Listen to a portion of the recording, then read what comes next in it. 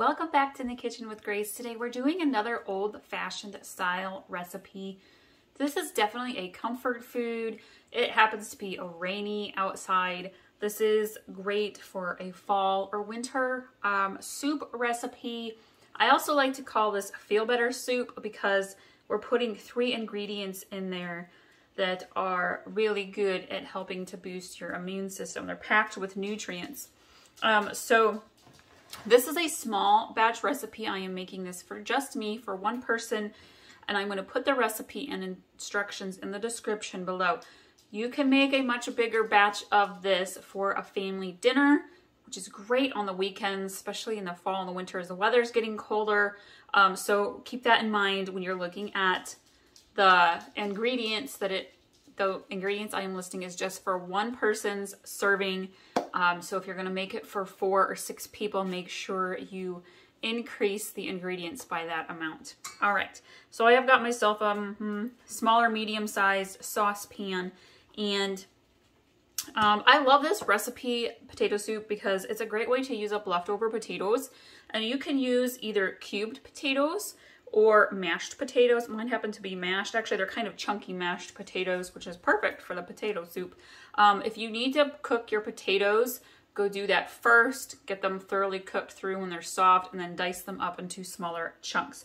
I'm going to start by doing about a cup or so of my potatoes. Maybe just a little bit more. I don't think that was quite a cup.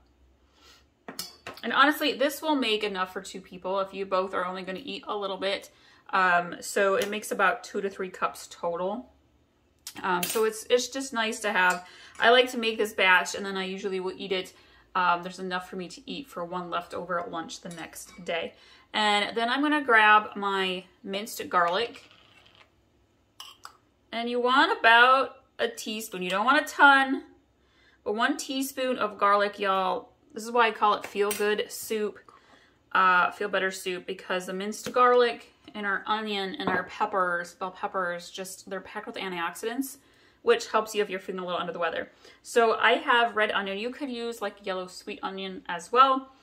Maybe about 1/4 cup or so. Make it as oniony as you like, but I use about 1/4 cup, and then I do about 1/4 cup of diced bell pepper. I happen to have green bell pepper, so that's what I am using this time, but I've used yellow, red, and orange bell peppers as well. We are going to add in some broth-based chicken flavored seasoning.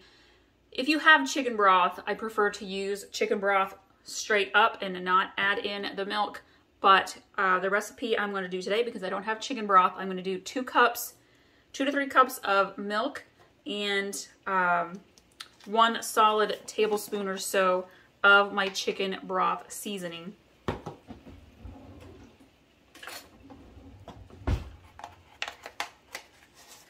This is another great alternative also if you have made like chicken and noodles for supper and you need to use up some of the leftovers, or you've made chicken noodle soup. You could totally add in the potatoes, the garlic, the onion, the pepper, and make potato soup out of it. Okay, my chicken broth seasoning is being a little finicky.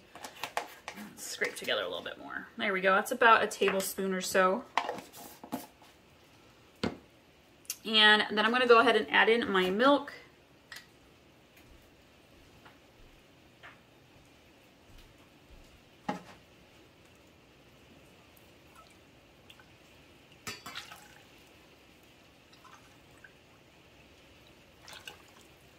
Probably going to do about 2.5 cups.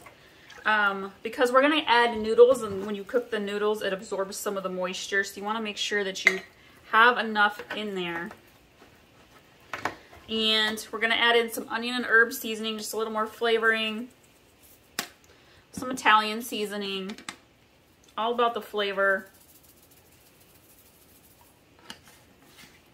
All right, so we're going to give this a nice mix.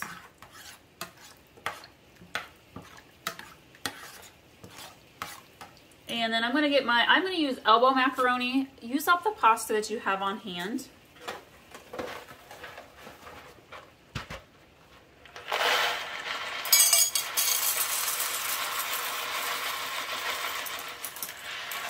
I'm going to do about a cup of macaroni noodles. And then I'm going to go cook this on the stove top until my noodles are thoroughly cooked through. And I'll show you what it looks like, guys, when it's all done.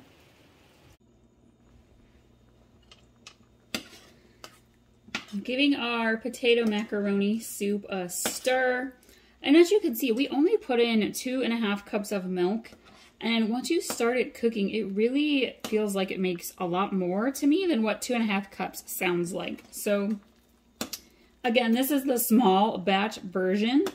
And I feel like if you were going to make this potato soup for 4 or 5 people, all you have to do really is double the recipe, because most people don't want to eat multiple bowls of soup. They'll eat one nice, good sized bowl.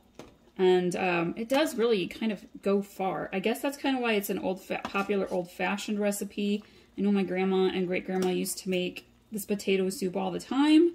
It's one of those low-budget, cheap meals also, which is great. And you're using stuff that you have on hand already, so that's awesome. Letting these macaroni noodles finish cooking here, and we'll serve this on up with some soup crackers. Ooh, another alternative, if you've got kids that are going to be eating it, you could also add in a little bit of cheddar cheese, give it a little extra cheesy flavor. I'm leaving that out today because I'm the only one that's going to be eating this, but that's another idea that you could do for this recipe. So our macaroni noodles are all cooked. I'm going to go ahead and give it a little stir.